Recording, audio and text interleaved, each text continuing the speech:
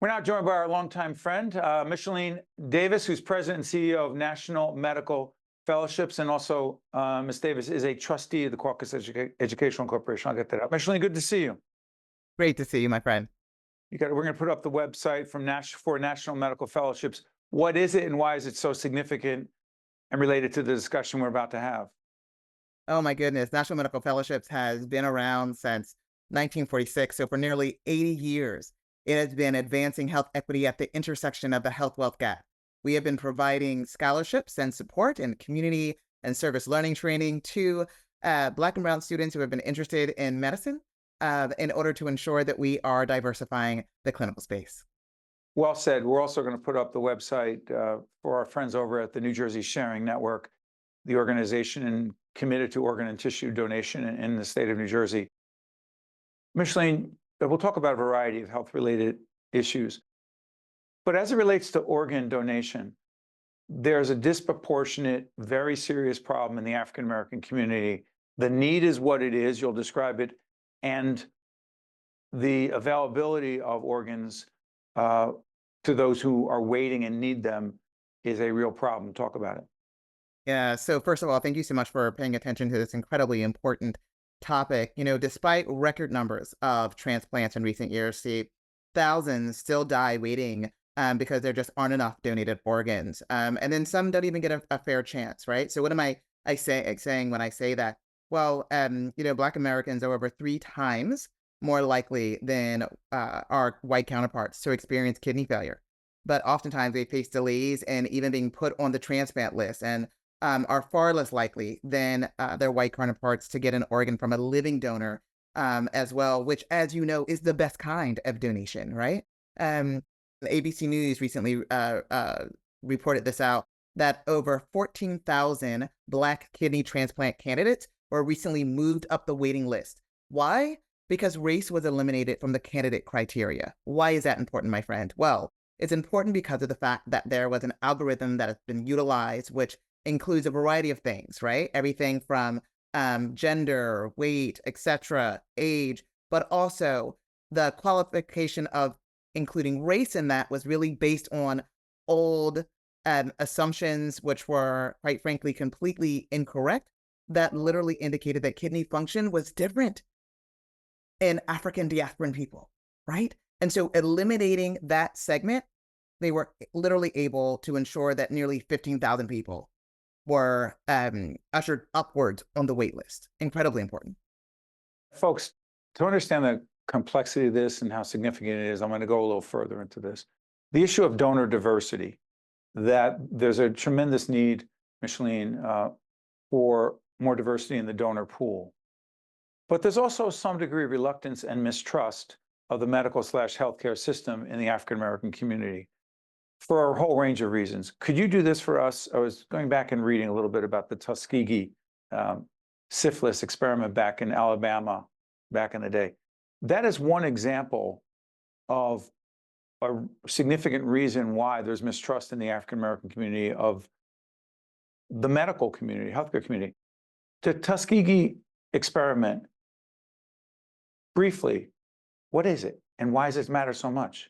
So, my friend, it is only one of the many, because trust me, I could give you a bunch. But so I traditionally do not refer to it as a Tuskegee experiment. I refer to it as a government experiment in Tuskegee. And I say that because I want African-American men who had syphilis in Alabama. Please go ahead. I'm sorry.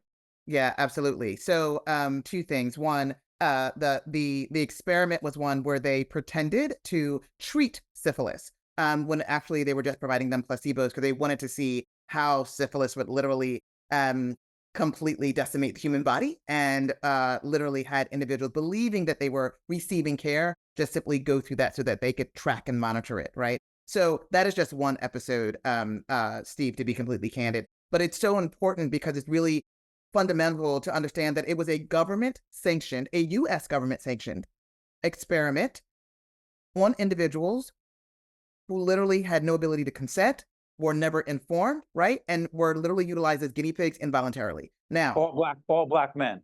All Black males. And, I say that in particular because we could talk about J. Marion Sims, who, right, the quote unquote godfather of gynecological science, but really he literally practice it on the literal backs of African women who were enslaved in America, who received horrible experimentation and forced surgical procedures without an anesthesia. We could talk about Vertimus Hardeman, which radiation treatment. So we could go on and on. And that, my friend, is the reason why there is so much mistrust, not just because these things happen, but because these things, so many of them were government sanctioned. So what message do you have for your brothers and sisters, your colleagues in the African American community, as it relates to the need for donor diversity, because the need in the African American community is as great as it is when it comes to so many people waiting for an organ? Yeah. So two things. Even One, all that mistrust legitimately in place.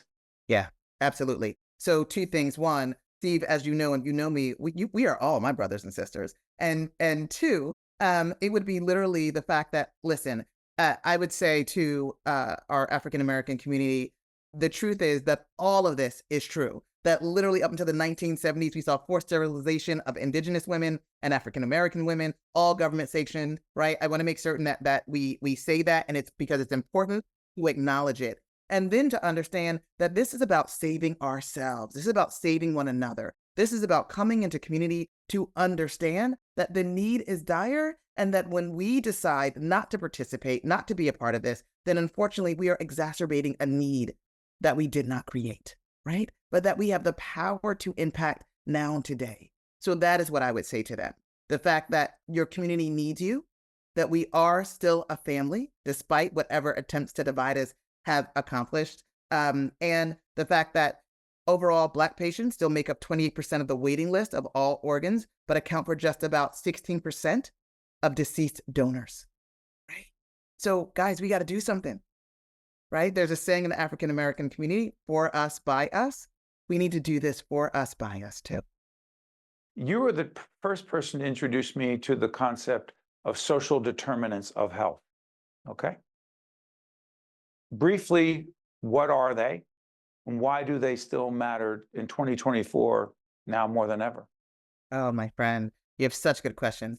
The social determinants of health are literally all of those factors that impact and affect your daily existence outside of a clinical setting. So they are literally where you live, how you work, right? Are you in a safe neighborhood? Do you have access to clean, affordable, organic food, right? So it is everything that makes up where you work, live, play, and worship. It is literally how you exist in society. Why are they important? They are important, my friend, because they have a greater impact and effect on your healthcare outcomes than just the 15 minutes that you sit on your physician's table and have an examination. Literally, the social determinants, and the only reason why I still even use that term is because anything that's been socially created can be socially deconstructed. Traditionally, I call them the political determinants of health, because there have been Political determinants of health. Go ahead.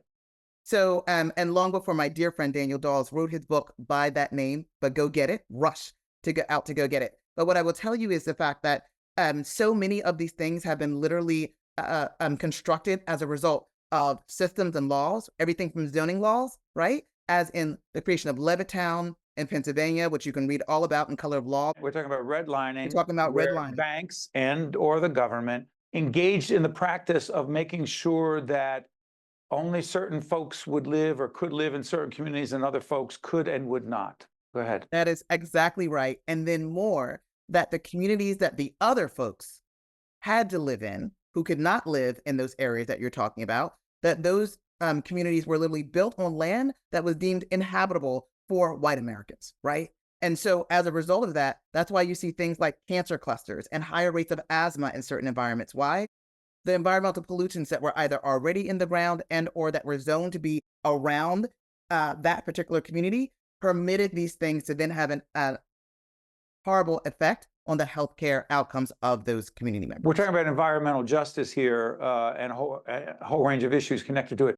Please check out our website, steveadubato.org. Will come up for an interview we did with Dr. Nikki Sheets down at Kane University. We just actually taped that today, talking about environmental justice issues. Micheline, before I let you go, let me try this.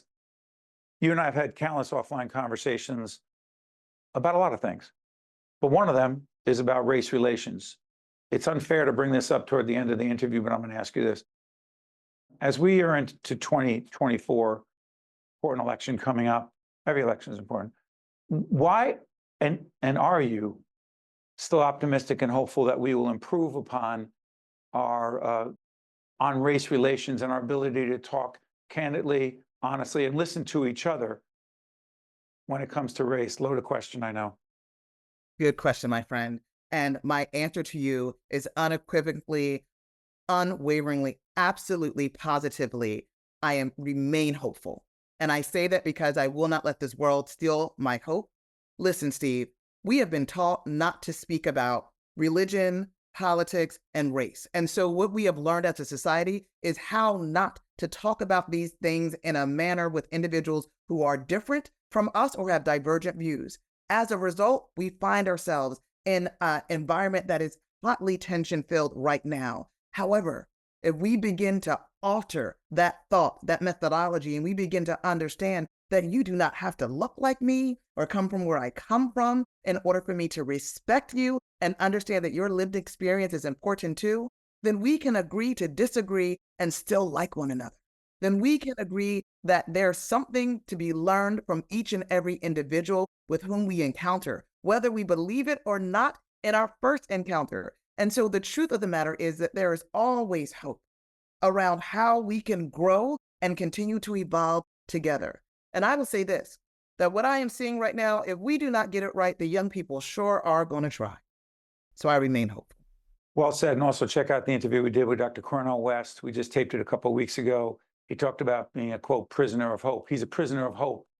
I see another prisoner of hope, and I've known another prisoner of hope for a long time. Micheline Davis is president, CEO of National Medical Fellowships. Thank you, my friend, as always. Thank you. You got it. I'm Steve Adubato. That's Micheline Davis. We will see you next time. Think Tank with Steve Adubato is a production of the Caucus Educational Corporation, celebrating 30 years in public broadcasting.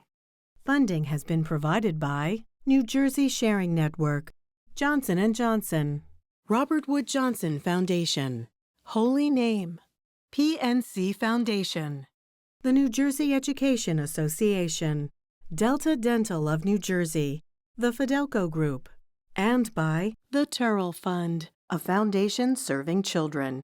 Promotional support provided by NJ.com and by ROINJ. I am alive today thanks to my kidney donor. I am traveling and more active than ever before. I'm alive today thanks to my heart donor. I'm full of energy and back singing in my church choir. I'm alive today thanks to my lung donor. I'm breathing easy and I'm enjoying life's precious moments. There are about 4,000 people in New Jersey waiting for a life-saving transplant. Donation needs diversity. For more information or to become an organ and tissue donor, visit njsharingnetwork.org.